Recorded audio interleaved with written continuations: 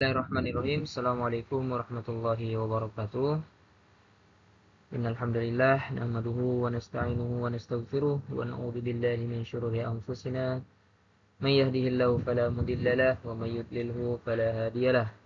Asyhadu an la ilaha illallah wa asyhadu anna Muhammadan abduhu wa rasuluh la nabiyya ba'dah.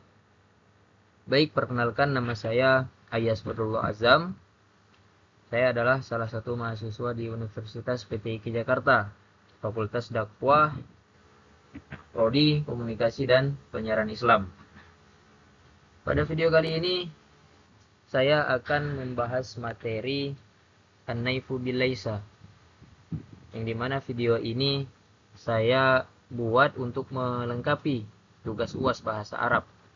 Jadi saya akan membahas apa itu pengertian laisa, rumus pembuatan laisa itu bagaimana, kemudian bagaimana kalau laisa itu posisinya sebagai mubtada ataupun sebagai khobar.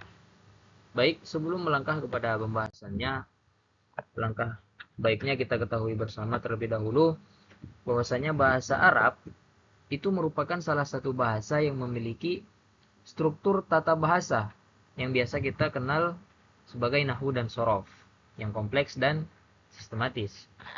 Sebagai bahasa Al-Quran dan hadis, bahasa Arab memegang peran penting dalam memahami ajaran Islam secara mendalam. Oleh karena itu, mempelajari bahasa Arab tidak hanya menjadi kebutuhan akademis, tetapi juga spiritual, khususnya bagi umat Islam. Kemudian dalam proses pembelajaran bahasa Arab sendiri, pemahaman terhadap rumus-rumus tata bahasa menjadi fondasi utama. Rumus-rumus ini mencakup pola perubahan kata atau sorof, fungsi kata dalam kalimat atau nahwu, dan aturan-aturan khusus lainnya yang membantu pelajar membentuk dan memahami struktur kalimat dengan benar. Tanpa penguasaan terhadap rumus-rumus ini, seorang pelajar akan kesulitan dalam membaca, menulis, maupun menerjemahkan teks Arab secara tepat. Namun demikian, bagi sebagian pelajar, rumus-rumus bahasa Arab seringkali dianggap rumit dan membingungkan. Hal ini disebabkan oleh perbedaan sistem tata bahasa antara bahasa Arab dan bahasa ibu pelajar, serta banyaknya istilah teknis yang digunakan. Oleh karena itu, diperlukan pendekatan pelajaran yang sistematis, praktis, dan mudah dipahami agar pelajar dapat menguasai rumus-rumus tersebut secara bertahap dan menyeluruh. Baik, langsung saja kita kepada pengertian laisa. Secara bahasa, laisa artinya tidak atau bukan, ya. Laisa digunakan untuk dia mudzakkar. Laisa merupakan fi'il madi dan nakis, dan salah satu saudaranya kana wa akhwatuha. Laisa membuat isim laisa menjadi marfu, sedangkan khobarnya menjadi mansub. Laisa memerlukan khobar agar menjadi kalimat yang sempurna. Nah, kalimat yang sempurna itu atau jumlah itu tersusun dari apa aja? Ya, tersusun dari isim laisa dan khobar laisa. Next, untuk rumusnya, penggunaan fi'il laisa untuk menegaskan kalimat positif. Misalkan ada kalimat positif yang berbunyi buku itu baru. Nah, ini kan bahasa Arabnya al-kitabu jadidun. Tapi kalau kita ingin menegaskan atau menyatakan buku itu tidak baru, maka untuk mengungkapkan ekspresi ini dalam bahasa Arab kita harus menggunakan yang namanya laisa. Contohnya, laisal kitabu jadidan. Buku itu tidak baru. Nah, al-kitabu ini posisinya sebagai isim, maka dia harus marfu. Sedangkan jadidun, nah yang tadi al-kitabu jadidun posisinya sebagai khobar laisa, maka dia harus mansub, jadinya jadidan. Laisal kitabu jadidan. Baik, next. Contoh kalimat menggunakan laisa. Yang pertama, kalimat positif. Contohnya, saya seorang dokter. Nah, ini kan bahasa Arabnya ana tobibun. Mohon maaf, ini terjadi kesalahan. Negatifnya adalah, bukan negasinya ya. Negatifnya adalah lastu bitobibin. Saya bukan seorang dokter. Kalau ana tobibun itu saya dokter, lastu bitobibin saya bukan seorang dokter. Nah, kemudian untuk penjelasannya, di sini isim laisanya adalah saya. Yang pada kata di atas itu ditunjukkan oleh huruf tu ya. Nah, karena dia sifatnya fa'il mustatir. Kemudian bitobibin adalah khobar laisa yang terdiri dari huruf jar, ba, dan majrur. Ya, tobibin, bitobibin.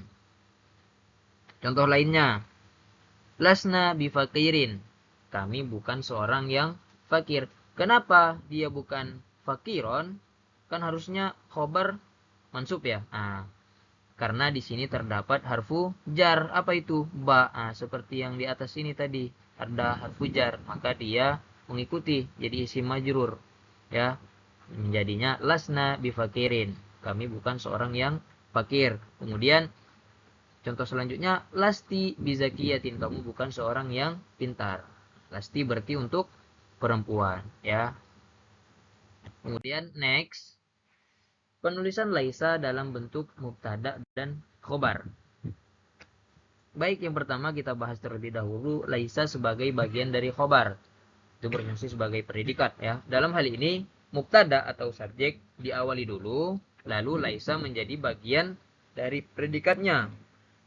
Contoh, al-matoru laisa bigozirin. Hujannya tidak deras. Ya. Al-matoru itu mubtadanya, subjeknya laisa bigozirin itu khobar atau predikatnya ya.